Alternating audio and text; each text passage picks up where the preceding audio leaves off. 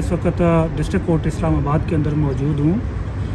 PTI और PTI से वाबस्ता लोगों पे जुल्म, अदालती नाइंसाफ़ी और लीगल मशीनरी की तरफ से जबर के मुख्तलिफ हथकंडों का सिलसिला भी जारी है। आज भी इतवार के रोज़ यहाँ डिप्टी मजिस्ट्रेट के पास रऊफ़ हसन साहब, पीटीआई के सेंट्रल ऑफिस के मुलाजमीन और हमारी फेसबुक लीड सईदा अरूबा कोमल को यहाँ पेश किया गया और सईदा अरूबा कोमल को कल गिरफ़्तार किया गया था और उनको आज पेश किया गया, हॉस्टल से उठाया गया।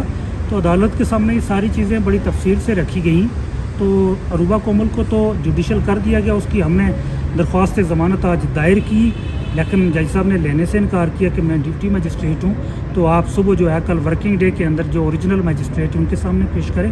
तो वो आज उनकी दरख्वास्त ज़मानत दायर नहीं हो सकी और उनको अभी अडियाला जेल भेजा जा रहा है। उसके अलावा रऊफ़ हसन साहब और जो बाकी मुलाजमीन थे उनकी हद तक उनके रिमांड में 2 दिन की मज़ीद तोसी की है। आज बड़े इंपॉर्टेंट हियरिंग हुई है जिसके अहम नुकात मैं आपके सामने रखना चाहता हूँ। रऊफ़ हसन साहब के ऊपर ये इल्ज़ाम लगाया गया कि 15 साल पहले हिंदुस्तान से उनका वीज़ा आया था।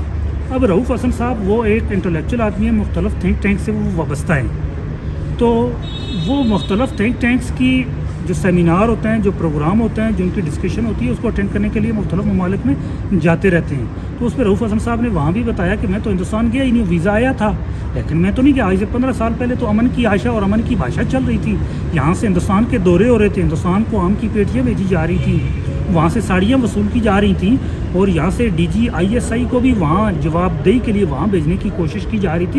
ये उस दौर की बात कर रहा हूँ जिस दौर का रऊफ़ हसन के ऊपर इल्ज़ाम लगाया गया। तो वहाँ शोएब शाहीन साहब थे, उन्होंने भी ये रखा और मैंने भी बतौर मेंबर इस्लामाबाद बार एसोसिएशन ये रखा कि 2017 के अंदर यहाँ से इस्लामाबाद बार एसोसिएशन का वफ़द हिंदुस्तान जाने के लिए उसका वफ़द तैयार हुआ था और उसकी बाकायदा प्रोसेस हो चुका था। अगर वो उसको तो हालात ख़राब ना होते तो वो हिंदुस्तान का दौरा करके आ चुका होता। शोएब शाहीन साहब ने बताया कि हमारी इस्लामाबाद बार के लोग जो है वो हिंदुस्तान का बार की सतह पर दौरा करता रहे जब हालात बेहतरीन थे। और ये उनके ऊपर है, जब बाकी जो मुलाजमीन थे उनके ऊपर ये इल्ज़ाम लगाया कि वो मुख्तलिफ व्हाट्सएप ग्रुप्स का हिस्सा हैं। तो इस बुनियाद पर उनका रिमांड चाहिए और जितने भी दलाइल दिए कानून की नज़र में सस्टेनेबल नहीं थे। मैं तवालत के पेश नज़र अब इसी इल्ज़ाम की मुज़क्का खेज़ इल्ज़ाम को देख लें, आप व्हाट्सएप ग्रुप का हिस्सा थे।